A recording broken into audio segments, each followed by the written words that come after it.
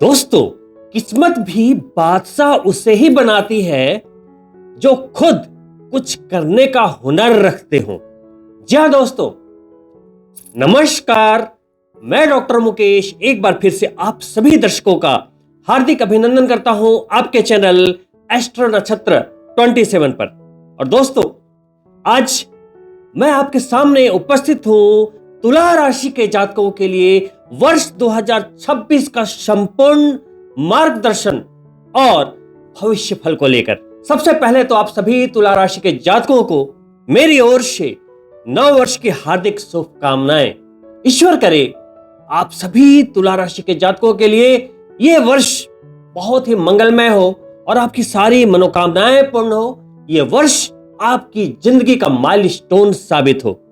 वर्ष 2026 को यदि आप न्यूमरोलॉजी के अनुसार देखें, मूलांक के अनुसार देखें, तो जब आप 2026 को टोटल करेंगे तो 2 + 2 + 6 यानी कि आपको नंबर प्राप्त होगा 1, यानी कि सूर्य देव का वर्ष। 2026 के अधिपति देवता बनते हैं सूर्य देव, ग्रहों के राजा, यानी कि राजा का वर्ष।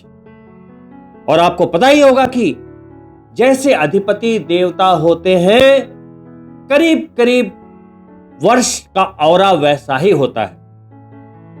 बीता वर्ष 2025 मंगल देव का वर्ष था, ऊर्जावान वर्ष था, लेकिन मंगल विवादों और संघर्षों के लिए भी जाना जाता है। तो वर्ष के प्रारंभ से ही, चाहे वो पहलगाम की घटना हो या अहमदाबाद का प्लेन क्रैश या मल्टीपल दुर्घटनाएं, आगजनित घटनाएं, एक्सीडेंट्स, ब्लास्ट, पूरे वर्ल्ड में वॉर जैसी स्थितियां, तनाव बने रहे और जाते जाते भी कितने रोड एक्सीडेंट्स, आगजनित घटनाएं और तबाही ये साल देता हुआ विदा हो रहा है।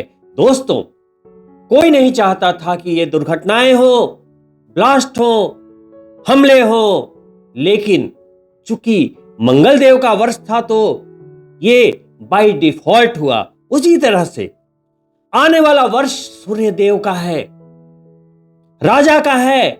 सूर्य यानी कि हमारी आत्मा, सोल। सूर्य यानी कि कॉन्फिडेंस। सूर्य यानी कि सरकार, सत्ता, नियंत्रण। तो यदि इस वर्ष आप थोड़ी भी मेहनत कर देते हैं, कॉन्फिडेंस से भरे रहते हैं, आत्मविश्वास से अपने आप को भरपूर रखते हैं, तो ये वर्ष बाय डिफॉल्ट आपको सफलता देता हुआ जाएगा। साथ ही चूंकि सूर्यदेव आपकी मान, सम्मान, यश के भी कारक हैं, तो ये वर्ष आपको उसका भी हकदार बना रहा है। दोस्तों, चूंकि तुला राशि शनिदेव की प्रिय राशि है, शनिदेव तुला राशि में उच्च के होते हैं, लेकिन सूर्यदेव के लिए यह नीच राशि है। इसलिए तुला राशि के जातक सूर्यदेव के प्यार से कहीं ना कहीं वंचित रह जाते हैं। और यही कारण है कि तुला राशि के जातकों को कम से कम आधे जीवन तक कठिन संघर्षों का सामना करना पड़ता है, कई तिरस्कारों का सामना करना पड़ता है, कई चुनौतियों का सामना करना पड़ता है। मान सम्मान की प्राप्ति के लिए बहुत ही कठिन मेहनत लगती है। तुला राशि के जातक चाहे दूसरों की कितनी भी भलाई कर लें, उन्हें बदले में धोखा ही मिलता है। समाज में अपनी पहचान बनाने में तुला राशि के जातकों का आधा जीवन निकल जाता है। लेकिन तुला राशि के जातकों की तारीफ तो यह है कि चाहे कितने भी थपेड़े जिंदगी उनको झेलने पर मजबूर कर दे, दिल के बड़े नेक होते हैं, क्योंकि शनिदेव का आशीर्वाद है उन पर। बड़े नेक होते हैं, चाहे जेब में कुछ हो या ना हो, दूसरे की मदद के लिए आतुर रहते हैं, भलाई करने को आतुर रहते हैं, मदद करने को एक पैर पे खड़े रहते हैं।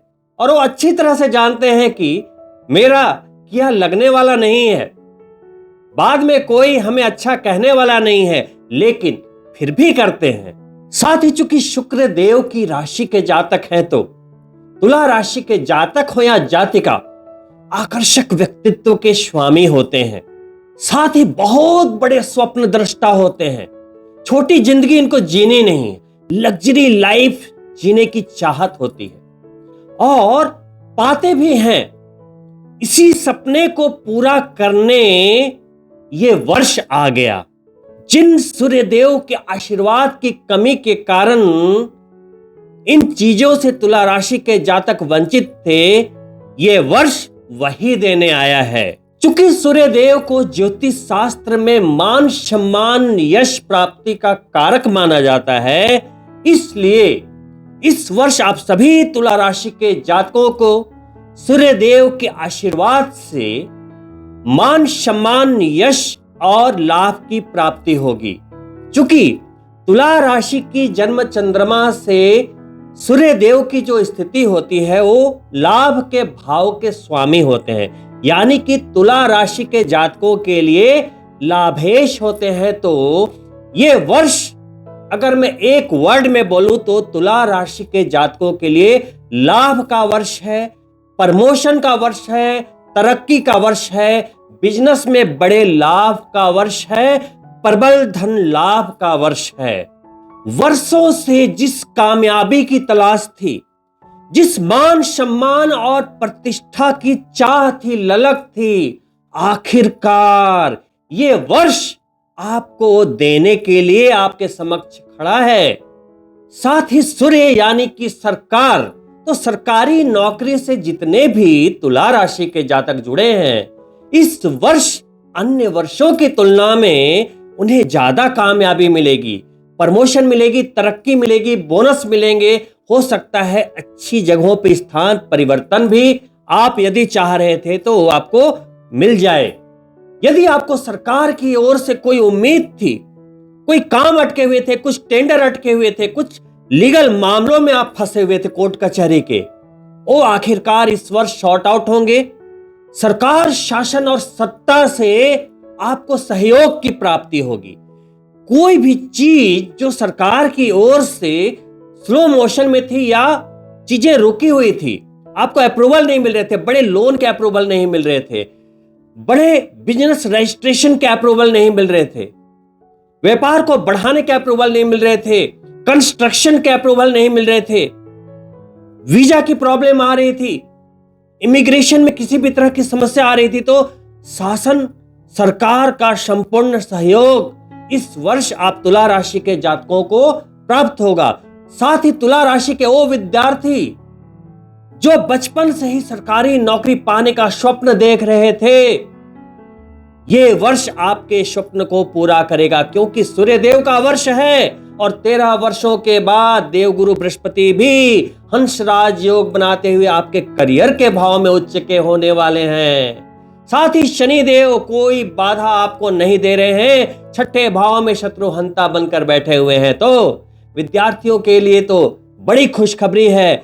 यदि आपकी तैयारी पक्की है तो इस वर्ष आपको कामयाब होने से कोई नहीं रोक सकता। वहीं जितने भी तुला राशि के जातक पॉलिटिक्स से जुड़े हुए हैं, कहीं ना कहीं राजनीति से जुड़े हुए हैं, नेता हैं, एमपी हैं, वो और भी पावर में आ जाएंगे। हो सकता है कैबिनेट में चले जाएं, हो सकता है और बड़े स्तर पे चले जाएं। कार्य क्षेत्र में चाहे वो बिजनेस हो या जॉब हो या आप सेल्फ एम्प्लॉयड हो, हर जगह आपको पावर की अनुभूति होगी, एक अथॉरिटी मिलेगी। कार्य क्षेत्र में एक जो कहते हैं ना आंख सी दिखेगी। तो सिंपली लाभेश का वर्ष है। जीवन में ये वर्ष आपको तरक्की ना दे ऐसा हो नहीं सकता, लेकिन आपको सूर्यदेव के कारक तत्वों के जैसे ही इस वर्ष बिहेव करना पड़ेगा। सबसे पहले तो जन्म पत्रिका खोलिए, उसमें अपने सूर्य की स्थिति को देखिए। देखिए आपकी जन्म पत्रिका में सूर्य की स्थिति जितनी शानदार होगी, इस वर्ष में आपकी सफलताएं भी उतनी ही शानदार होगी। यदि आपकी कुंडली में पितृदोष, ग्रहण दोष इत्यादि है तो उसके समुचित उपाय करके ये वर्ष आने के पहले ही उनके उन्मूलन कर लें। यदि सूर्य कमजोर स्थिति में है तो 5 माला गायत्री के प्रतिदिन अभी से ही करना प्रारंभ कर दें। यदि किसी की कुंडली में वो पीड़ित हैं, ग्रहण दोष में हैं, नीच के हैं, तो 11 माला इस वर्ष प्रतिदिन करने का संकल्प ले। जीवन ना बदल जाए तो फिर आप मुझसे कहिएगा। क्योंकि सूर्य आत्मा के कारक हैं, तो इस वर्ष आप वही कार्य कीजिएगा जो आपकी आत्मा को स्वीकार्य है। देखिए, आप खाना तो प्रतिदिन खाते हैं, लेकिन कभी कभी ऐसे व्यंजन चख लेते हैं कि आप बोलते हैं यार आज तो मेरी आत्मा तृप्त हो गई, कहते हैं ना। वैसे ही आप कई लोगों से मिलते हैं, लेकिन किसी खास इंसान से मिलते हैं तो जब दिल से दिल कनेक्ट होता है तो आपको लगता है घंटों बैठे रहे, बात करते रहे। उसी तरीके से किसी कार्य को करने में आपका बिल्कुल दिल नहीं लगता और कोई कार्य आपकी आत्मा से जुड़ा है तो चाहे रात भर आप मेहनत कर रहे हो फिर भी आपको थोड़ी भी परेशानी नहीं होती, आप लगे रहते हो। तो इस वर्ष आप वही कार्य करें जो आपकी आत्मा से जुड़ी हो। समझना बहुत आसान है। देखिए, सूर्यदेव आत्मा के कारक है।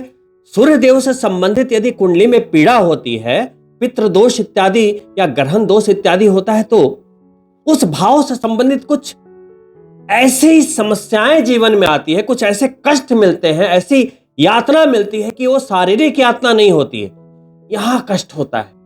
मान लो पंचम भाव में पितृदोष है या ग्रहण दोष है तो संतान की प्राप्ति नहीं होती, तो यहां कष्ट होता है। सातवें भाव में यदि कुछ समस्या है सूर्य से जनित तो वैवाहिक जीवन में समस्या आ जाती है। धन के भाव में है तो धन की समस्याओं से जिंदगी भर जूझते रहते हैं। तो ऐसी कोई बात इस वर्ष आपके सामने ना आए, इसलिए पहले ही सूर्यदेव की स्थितियों को जरूर चेक कर लें। और अंतिम बात यह है कि सूर्यदेव आत्मविश्वास के कारक हैं, तो आत्मविश्वास से भरे रहें। ऐसे भी तुला राशि के जातक स्ट्रगल करने वाले बहुत ही जबरदस्त आत्मविश्वासी होते हैं। अगर मैं अति विश्वासी कहूं तो कोई अतिशयोक्ति नहीं होगी। तुला राशि के जातक वो शेर होते हैं जो अपना शिकार खुद करते हैं, किसी का दिया नहीं खाते, अपनी किस्मत खुद लिखते हैं। समय समय पर तुला राशि के जातकों ने ये साबित किया है कि उनसे अच्छा प्रदर्शन कोई नहीं कर सकता, उनसे बढ़िया संतुलन कोई नहीं बना सकता। लाभेश के इस वर्ष में, सूर्यदेव के इस वर्ष में इस जज्बे को जारी रखना है और अपनी मेहनत से, प्रचंड मेहनत से हर लाभ को अपने नाम लिख लेना है। तुला राशि के जातक दुनिया देखने नहीं, दुनिया को दिखाने के लिए बने हैं। लोग कहते हैं ना, हमने तो बहुत दुनिया देखी है, हमने तो बहुत दुनिया देखी है, लेकिन आप तुला राशि के जातक दुनिया देखने नहीं, दुनिया को दिखाने आते हैं। कहते हैं ना, आसमां को धरती पे लाने वाला चाहिए, झुकती है दुनिया, झुकाने वाला चाहिए। तो इस वर्ष कुछ ऐसा ही आत्मविश्वास यदि आप लेकर चलते हैं तो सूर्यदेव का यह वर्ष बाय डिफॉल्ट आपको वो कामयाबी दे देगा जिसके लिए आप जीवन भर तरसते रहे। दोस्तों, ये तो बात हो गई सूर्यदेव की। अब बात करते हैं उनके पुत्र शनिदेव की, जो कि आपकी जन्म चंद्रमा से छठे भाव में अपने 30 वर्षों के शानदार गोचर में मारक शत्रु हंता बनते हुए बैठे हुए हैं। वो कह रहे हैं कि मैं इस वर्ष यहां से हिलूंगा नहीं, कोई बाधा आने नहीं दूंगा तुला राशि के जातकों पर। कोई रोग हो मैं उसे बढ़ने नहीं दूंगा, रोक कर रखूंगा, रिकवरी देता रहूंगा। किसी शत्रु को सर नहीं उठाने दूंगा, किसी कर्जे को बड़ा नहीं होने दूंगा, धीरे धीरे धीरे धीरे उसे खत्म करवाता हुआ जाऊंगा। शनिदेव इस वर्ष राशि परिवर्तन नहीं करेंगे, लेकिन नक्षत्र परिवर्तन अवश्य करेंगे और वक्री भी होंगे। शनिदेव वर्ष के प्रारंभ में मकर संक्रांति के बाद 20 जनवरी को ही अपने ही नक्षत्र उत्तर भाद्रपद में गोचर करेंगे। फिर 17 मई से 9 अक्टूबर के बीच रेवती नक्षत्र में गोचर करेंगे, यानी कि बुध देव के नक्षत्र में, जो आपके भाग्य स्वामी होते हैं और विदेश स्वामी होते हैं। तो भाग्य भी प्रबल कर देंगे शनिदेव और विदेश से जुड़े कई काम उस समय बना देंगे। फिर अपने ही नक्षत्र में उत्तर भाद्रपद में गोचर करते हुए वक्री रहेंगे। 27 जुलाई से 11 दिसंबर तक हर वर्ष की तरह 138 दिनों के लिए इस वर्ष भी वक्री होंगे। और जब ये वक्री होंगे तो तुला राशि के उन जातकों को थोड़ी सावधानी रखनी पड़ेगी जिनकी पत्रिका में लगन के अनुसार शनिदेव अशुभ हैं। थोड़ी घुटनों की समस्याएं यानी कि नी पेन से आपको जूझना पड़ सकता है। थोड़ी बैक पेन की समस्याएं आ सकती है यदा कदा। वहीं मानसिक रूप से थोड़ा कहीं ना कहीं नम्र महसूस करेंगे, मतलब रिलेशनशिप वाले मैटर में कहीं ना कहीं थोड़ी सी निरस्ता का प्रदर्शन करेंगे। तो आपको थोड़ा वहां आगे बढ़ते हुए अपने आप को मेंटेन यानी कि संतुलित करना पड़ेगा। शनिदेव आपकी जितनी भी जिम्मेदारियां हैं, घर से संबंधित, आजीविका से संबंधित या कोई भी रिस्पॉन्सिबिलिटी जो आप होल्ड करते हैं, शनिदेव की कृपा से आप अपनी सारी जिम्मेदारियों का निर्वहन कर पाएंगे। शनिदेव के अपने ही नक्षत्र में गोचर करने के कारण और बीच में रेवती नक्षत्र में गोचर करने के कारण आप अपने करियर को और बेहतरीन बनाने के लिए हर संभव प्रयास करेंगे, रीइन्वेंट करेंगे। वहीं उनके डिस्पोजिटर गुरु उच्च के होकर हंस राजयोग भी बना रहे हैं, तो डिस्पोजिटर में यानी कि जड़ में पावर आएगी शनिदेव के। तो उसके कारण से आपकी नौकरी हो या बिजनेस हो या आजीविका का कोई भी साधन हो, उसको एक नया रूप देने के लिए, मजबूत बनाने के लिए, सफल बनाने के लिए आप हर संभव कोशिश करेंगे और आपकी कोशिश कामयाब भी रहेगी इस वर्ष। दोस्तों, शनिदेव आपके छठे भाव में करीब करीब मार्च से लेकर दिसंबर तक की अगर बात करें तो 8-9 महीने बिता चुके हैं। अभी करीब 3 डिग्री के ऊपर गोचर कर रहे हैं और जब 20 जनवरी के बाद अपने नक्षत्र में जाएंगे तो एक इंडिकेशन और दे रहे हैं। बहुत पुराने समय से चला आ रहा कोई कर्ज यदि आपको परेशान कर रहा था तो इस वर्ष शनिदेव की कृपा से वो कर्ज से आपको छुटकारा मिलने वाला है। क्योंकि पूरे ही वर्ष, अगर बीच में 2-3-4 महीने को छोड़ दिया जाए तो पूरे ही वर्ष अपने ही नक्षत्र में है और 13 वर्षों के बाद ऐसा हो रहा है कि शनिदेव के डिस्पोजिटर आपके 3 भावों को कवर करेंगे। पहले भाग्य के भाव में, फिर दशम भाव में उच्च के होंगे, फिर एकादश भाव में लाभ के भाव में जाएंगे। तो डिस्पोजिटर 3 भावों में रन करेंगे, भाग्य, करियर, लाभ।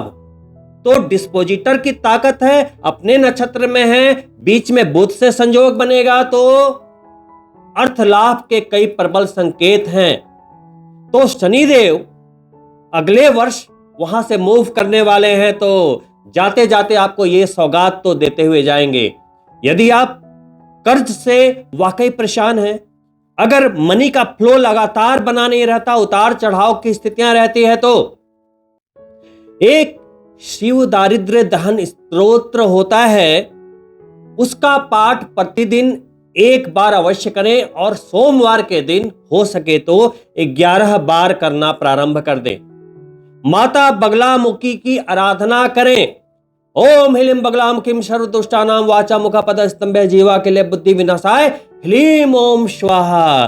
तो शिव दुख दारिद्र्य दहन स्तोत्र का पाठ कीजिए, माता बगलामुखी की शरण में रहिए और सूर्य देव का वर्ष है तो गायत्री मंत्र की 5 माला करते रहिए। इन उपायों के साथ यदि आप आगे बढ़ेंगे तो इस वर्ष में चमक उठेंगे। दोस्तों, अब मैं बात करना चाहूंगा इस वर्ष के गेम चेंजर ट्रांजिट का। दोस्तों, इस ट्रांजिट को थोड़ा आपको समझना पड़ेगा। यदि आपने समझ लिया तो लाइफ बदल जाएगी, क्योंकि 13 वर्षों के इंतजार के बाद देवगुरु बृहस्पति इस पोजीशन पर आए हैं और 13 वर्षों के बाद जब भी देवगुरु बृहस्पति इस ट्रांजिट में, जैसे कि तुला राशि के जातकों को मिला है, दिन बदल देते हैं। ये आपके जीवन को बदल देने वाला गोचर है। देवगुरु बृहस्पति जो आपके 3रे भाव के स्वामी और 6ठे भाव के नियंत्रण करता होते हैं। 6ठा भाव नौकरी, संघर्षों का, विवादों का, रोग शत्रु कर्जे का और निर्णय का होता है। 3रा भाव डिसीजन का होता है, रिस्क लेने का होता है। तो देवगुरु बृहस्पति वर्ष के प्रारंभ में आपके नवम भाव से यानी कि भाग्य के भाव से अपने ही नक्षत्र पुनर्वसु में गोचर करते हुए अपनी यात्रा का प्रारंभ करेंगे। जब वो नवम भाव में रहेंगे, अपनी उच्च राशि की ओर जा रहे हैं, तो ताकत भी बहुत है, तो भाग्य तो बली रहेगा ही, क्योंकि भाग्य के भाव में है। वहां से 5वीं दृष्टि से आपको दृष्ट कर रहे हैं, यानी कि आपको ब्लेस कर रहे हैं। 2 जून तक उनका आशीर्वाद आपके बिल्कुल सर पे रहेगा। भाग्य के भाव में बैठे हुए, भाग्य को बली करते हुए सीधी 7वीं दृष्टि अपनी ही राशि धनु यानी कि 9 नंबर को दे रहे हैं। राशि भी मजबूत हो रही है और आपकी निर्णय की शक्ति भी मजबूत हो रही है। जो भी आप डिसीजन लेंगे, जो भी आप रिस्क लेंगे, आप छा जाएंगे, फेल नहीं होंगे। देवगुरु बृहस्पति गिरने नहीं देंगे, क्योंकि उनकी 9वीं दृष्टि पंचम भाव पर अर्थ त्रिकोण पे है। एक अर्थ त्रिकोण में खुद बैठे हैं, दूसरे अर्थ त्रिकोण को दृष्टि दे रहे हैं और केंद्र और त्रिकोण भाव यानी पहले भाव को भी दृष्ट कर रहे हैं, आपकी राशि को दृष्ट कर रहे हैं। तो इससे बड़ी बात और कुछ हो नहीं सकती। तो जनवरी से लेकर 2 जून तक आपके लिए देवगुरु बृहस्पति भाग्य के भाव में बैठे आपके भाग्य को चमकाते रहेंगे। और राशि कौन सी है? 6 नंबर बुध की राशि है। बुद्धि देंगे, व्यापार बढ़ाने की बुद्धि देंगे, संचार यानी कि कम्युनिकेशन की स्किल बढ़ा देंगे। जो लोग शेयर मार्केट में काम करते हैं उनके लिए तो बहुत ही जबरदस्त है। जो लोग फाइनेंशियल एक्टिविटीज से जुड़े हुए हैं, फाइनेंस के क्षेत्र में हैं, बैंकिंग सेक्टर में, कम्युनिकेशन फील्ड में, उनके लिए भी देवगुरु बृहस्पति का यह गोचर शानदार। दोस्तों, वही 2 जून को वो घड़ी आ जाएगी जिसका वर्षों से इंतजार था, यानी कि देवगुरु बृहस्पति मार्गी चलते हुए आपके 10th भाव में, करियर वाले भाव में, अपनी उच्च राशि कर्क में चले आएंगे और पंच महापुरुषों में एक राजयोग फॉर्म हो जाएगा जिसे हंस राजयोग कहते हैं। यह हंस राजयोग इतनी सकारात्मक ऊर्जा लेकर आता है कि आपकी लाइफ को चेंज करने की कैपेसिटी रखता है। आजीविका के भाव में है तो करियर के लिए गेम चेंजर साबित होगा। इस राजयोग की खासियत है कि जैसे ही यह बनता है उस भाव से संबंधित लाभों को देने लगता है। अब करियर के भाव में बनेगा तो करियर में अप्रत्याशित लाभ अपने आप बनने शुरू हो जाएंगे। आप वही काम कर रहे थे, वहां पर ही नए अवसर निकल कर आएंगे। जो बिजनेस बड़ी मेहनत के बाद भी आपको प्रॉफिट्स नहीं दे पा रहा था, प्रॉफिट्स देने लगेगा। आपके इन्वेस्टमेंट, आपके हर मूव में आपको लाभ दिखने लगेगा। यानी कि हर तरफ से आर्थिक रूप से करियर फ्रंट पे आप एक मजबूती मिलने के कारण बहुत अच्छे कॉन्फिडेंस के साथ, अच्छी मानसिक मजबूती के साथ और आगे की ओर बढ़ेंगे। सबसे बढ़िया बात तो यह है कि 2 जून को प्रवेश करेंगे, राजयोग बनाएंगे और 18 जून को ही पुष्य नक्षत्र में चले जाएंगे जो शनिदेव का नक्षत्र है। अब देखिए कितना प्यारा संयोग है। शनिदेव देवगुरु बृहस्पति की राशि में और देवगुरु बृहस्पति शनिदेव के नक्षत्र में। देवगुरु बृहस्पति उच्च के हो गए जो शनिदेव के डिस्पोजिटर हैं, यानी कि शनिदेव जहां बैठे हुए हैं और वहां से बैठे बैठे शनिदेव डाल दी शनिदेव पर और अपनी ही राशि पर कितनी मजबूती आ गई, आप सोच भी नहीं सकते। इस मजबूती का सिर्फ एक ही ट्रांसलेशन है, एक ही प्रेडिक्शन है कि जिंदगी की हर समस्या से आप निकल जाएंगे, क्योंकि समस्याओं और विवादों वाले भाव में ही शनिदेव बैठे हैं और उसके डिस्पोजिटर उच्च के राजयोग बना रहे हैं। सारी समस्याओं, संघर्षों से निकल जाएंगे और आजीविका के क्षेत्र में आप इतनी पावर प्राप्त करेंगे, इतनी सफलता प्राप्त करेंगे। कई ऐसे पॉलिटिशियन हैं जो कि मतलब एकदम प्रचंड लाभ की प्राप्ति करेंगे, वो इतने यश की प्राप्ति करेंगे कि मैं बता नहीं पा रहा। जबरदस्त पावर।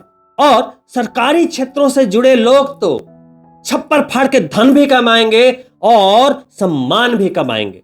तुला राशि के वो लोग जो बहुत समय से किसी कारण से अपने विवाह में कुछ अड़चने देख रहे थे, विवाह में देरी का सामना कर रहे थे, मांगलिक दोष से पीड़ित होने के कारण कई बार विवाह के मामले आपको कई तरह की परेशानी दे चुके थे, तो ये वर्ष आपके लिए नया आरंभ का होगा। वहीं नया आरंभ जो तुला राशि के जातक हैं, बहुत पहले से प्यार में चल रहे थे, कमिटेड थे, अब वो शादी की ओर बढ़ेंगे।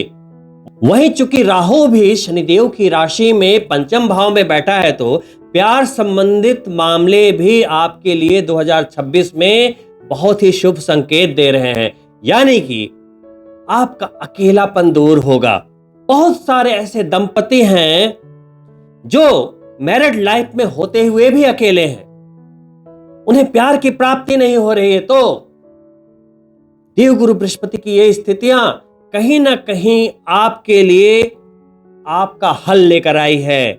जरूरत है आपको अटेम्प्ट करने का। वहीं अंतिम मूव के रूप में 31 अक्टूबर को देवगुरु बृहस्पति केतु के साथ युति करेंगे, यानी आपके लाभ के भाव में चले आएंगे। इसे कहते हैं गुरु चांडाल दोष या धर्म ध्वज योग भी कहते हैं। दोनों आध्यात्मिक ग्रह हैं, कोई परेशानी नहीं होगी। विशेष से धन आगमन की स्थितियां बनेंगी। राहु पंचम में है, इस वर्ष कई विदेश यात्राएं भी होंगी। केतु जब एकादश भाव में होता है तो त्वरित सफलता देता है, वहां पर देवगुरु बृहस्पति पहुंच गए।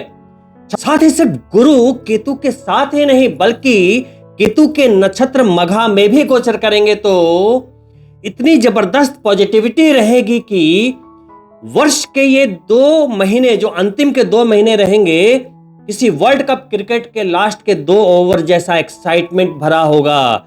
हर बॉल पे तालियां बजेंगी, हर बॉल पे सिक्सर और 4 लगने वाली स्थितियां होंगी।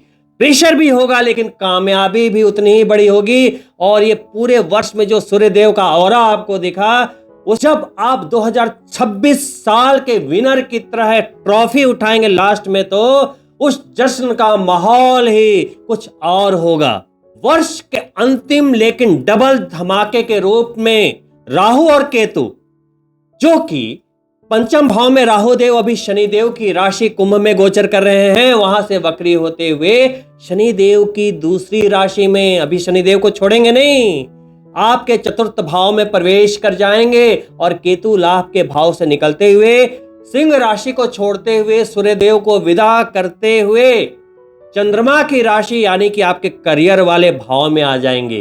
एक बात तो स्पष्ट संकेत दे देंगे कि अगला वर्ष विदेशी गतिविधियों से ज्यादा जुड़ा रहने वाला है, और घर से थोड़ी दूर जाकर मैं तरक्की दूंगा। लेकिन ये बातें करेंगे हम 2027 में। फिलहाल पूरे वर्ष 2026 में राहु और केतु भी लक्ष्मी त्रिकोण और लाभ वाले भाव में शम सप्तक रहता हुआ प्रचंड कामयाबी देता रहेगा। प्रबल धन लाभ के योगायोग को निर्मित रखेगा, प्रवाह को जारी रखेगा। तो ये वर्ष आप तुला राशि के जातकों के लिए दुनिया पर छा जाने का है।